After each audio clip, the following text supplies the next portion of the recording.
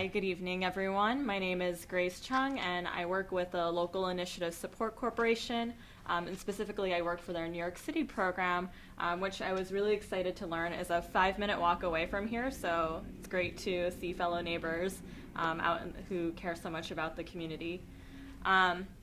So as Sharon mentioned, we, LISC New York City, we're an organization that moves resources around. That's certainly one way to describe it. We're a national organization with a presence in over 30 cities around the country, but we were really founded right here in New York City in the late 70s at a time when many low-income communities were disinvested, and these nonprofit community-based organizations were interested in developing affordable housing but couldn't find financing resources for it. So LISC was founded, if you will, sort of as a nonprofit bank when we first started out, and we continue to play that role today. LISC is a financer for nonprofit development corporations that develop and preserve affordable housing across the city. In New York City alone, we've helped to develop and preserve over 37,000 units of affordable housing, which, even having been there for 2 years now, still pretty amazing to imagine, as well as 1.8 million square feet of commercial and retail and community space across the city. In addition to that, since we were founded in 1980, our mission has really grown to not just provide financing to community-based groups, but also technical assistance on implementing social service programs, which not just house people, but also bring the social services, so healthy food, as well as economic and workforce development opportunities to people who are living in affordable housing across the city. So really amazing program.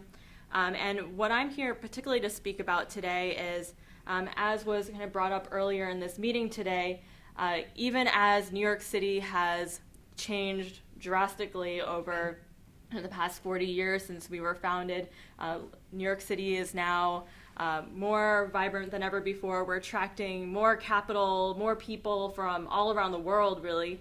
And yet, at the same time, we're still grappling with the situation of affordable housing and homelessness, which is still very prevalent even outside some of the wealthiest communities in New York City.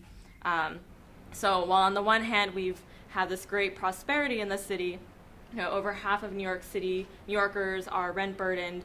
We have nearly 60,000 people who are homeless across the city, and what's worse, we know that a third of those homeless people are children.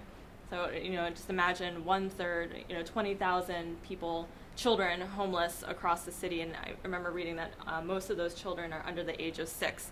So certainly an issue that we as a community need to do something about.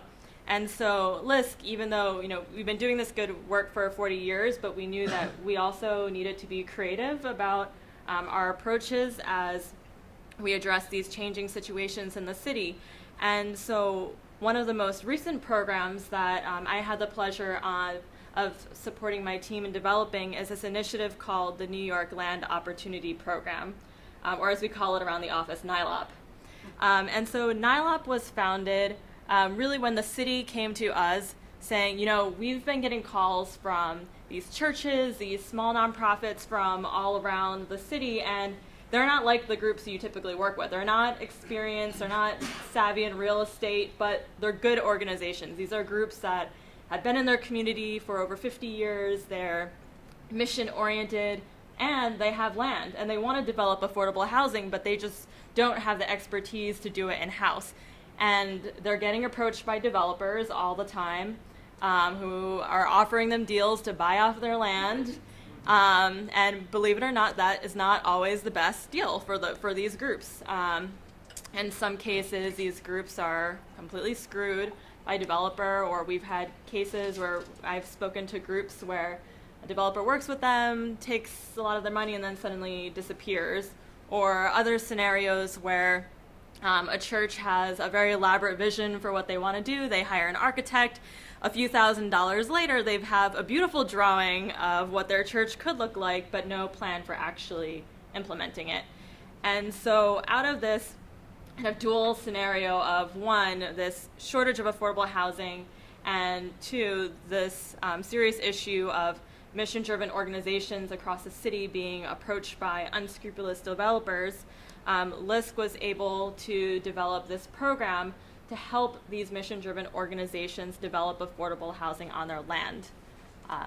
So now the way that we tackle this beast is that, one, the idea with this program is not to turn mission-driven organizations into developers. If you want to develop the backyard on your property, turning into a full-time developer is probably not the best idea for you.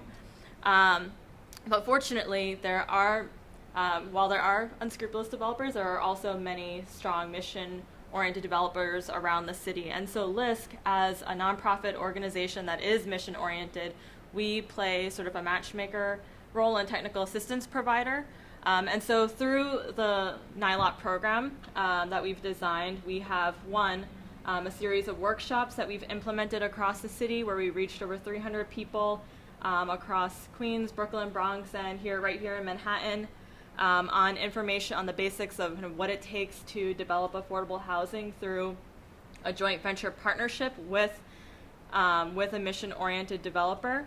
And the second part of this program, which we've actually just launched this within this month, is that we have selected 5 mission-oriented organizations, including 2 here in Manhattan, that we will be providing really targeted technical assistance to guide them through the entire process of the nuts and bolts to forming a joint venture partnership with a mission-oriented developer.